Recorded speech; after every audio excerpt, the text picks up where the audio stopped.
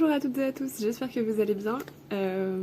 Aujourd'hui je vais vous faire un petit haul bibliothèque sélection de l'été, des choses que je vais emmener avec moi en vacances pour lire dans différentes ambiances estivales, plus ou moins vacancières. J'aurai quand même quelques semaines de télétravail et puis après enfin 2 semaines de vacances. Donc, je suis allée à la bibliothèque à côté de chez moi, je vous refais pas le laïus, ma bibliothèque est spécialisée dans la littérature asiatique. Je vous remettrai là, ou sinon en barre d'infos, le dernier haul bibliothèque que j'avais fait et sur pourquoi cette année j'aime la bibliothèque et je compte sur ma bibliothèque pour m'aider à sortir de mes ornières de lecture, disons. Alors, le premier livre que j'ai pris, c'est ce livre de...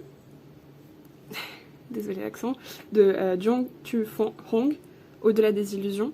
C'est un livre vietnamien et en fait récemment j'avais pris en fait le mois dernier à la bibliothèque un livre que j'ai beaucoup aimé qui s'appelait Solitude de Nat Lin.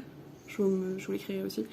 Et du coup j'ai eu envie de lire autre chose en provenance du Vietnam, et on nous dit que ce livre, Au-delà des illusions, fut le livre de chevet de toute une génération, et sans doute l'un des plus beaux romans d'amour vietnamiens des 2 dernières décennies. Donc voilà. Comme vous le savez peut-être, l'été je me transforme en midinette, et j'aime les romans d'amour. Enfin, je les aime aussi l'hiver, mais voilà, l'été sur la plage, ce sera parfait. J'espère que ce sera pas trop triste, on va voir. Je sais pas si vous le connaissez, si vous en avez entendu parler. Dites-moi.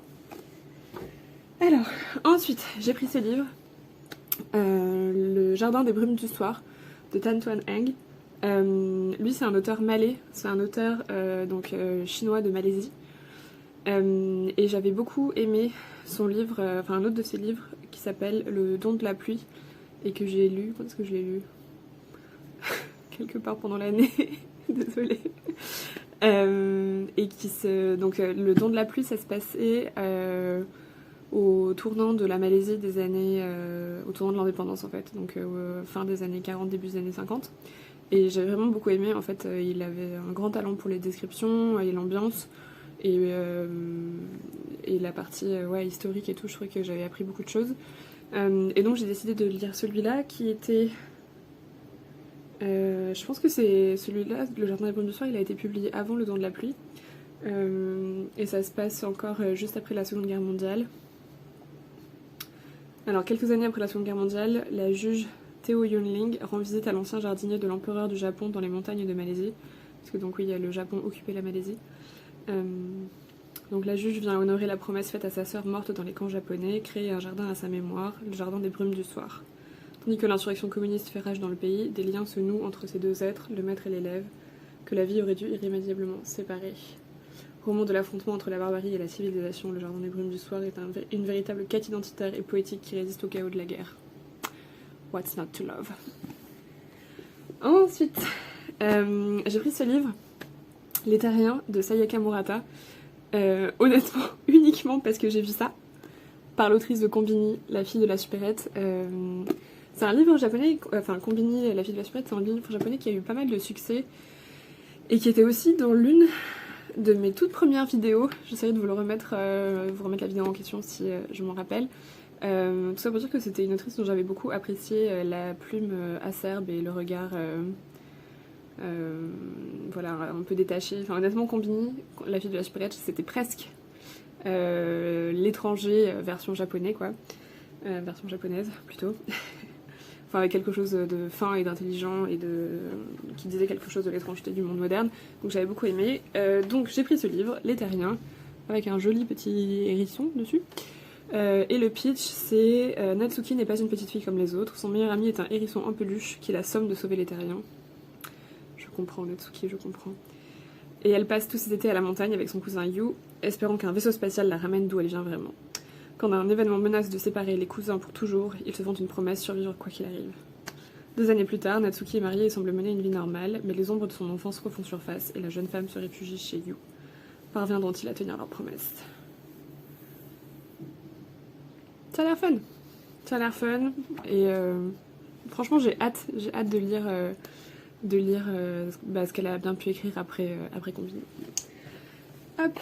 Ensuite, à la bibliothèque, j'ai pris 2 BD romans graphiques, tout simplement parce que c'est sympa. J'ai pris celui-là, Ainsi se tue Zarathustra. Qu'est-ce qui a marqué? Angoulême 2014, sélection officielle.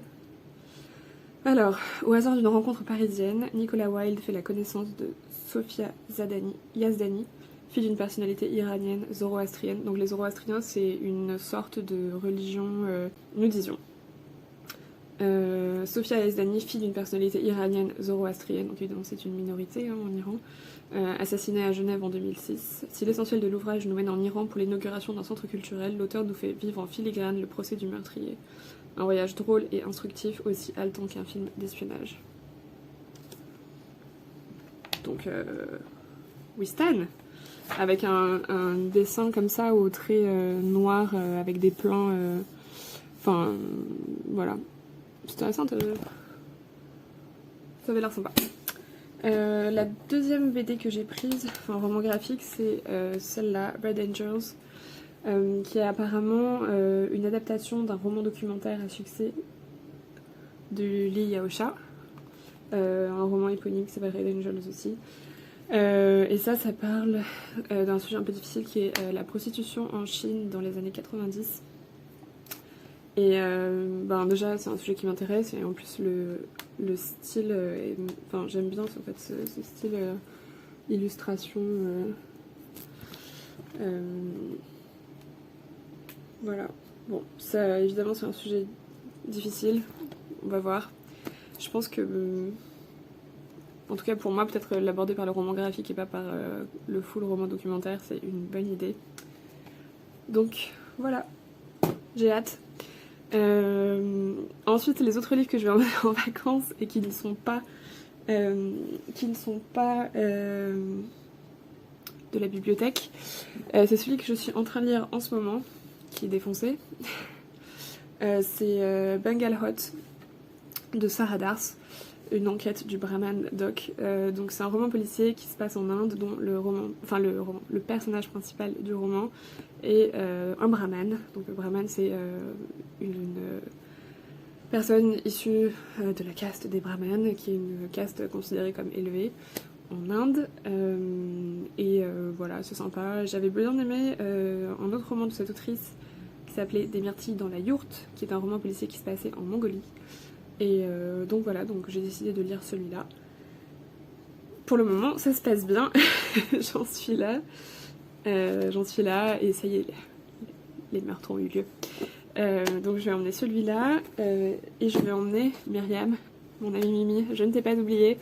Elle m'a prêté ce livre, La Faucheuse, de Neil Shusterman, qui est un roman de fantasy très connu et très apprécié, qui est un peu hors de ma zone de confort parce que je lis pas du tout de fantasy, voilà, du tout. J'en ai lu un peu quand j'étais ado, mais c'est vrai que depuis j'en ai pas du tout lu. Mais apparemment il est vraiment très très bien. C'est le premier tome d'une trilogie, et les prémices en fait de cette histoire, c'est que on est dans une société, enfin c'est pas futuriste, ou en tout cas une autre société où les humains ne meurent pas, personne ne meurt, et donc pour éviter la surpopulation et donner du sens à la vie des gens, il y a des faucheurs et des faucheuses, dont le seul, qui sont désignés pour éliminer certains humains de temps en temps.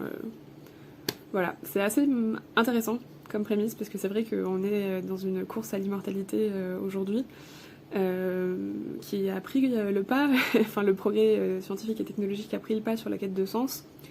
Donc c'est plutôt intéressant comme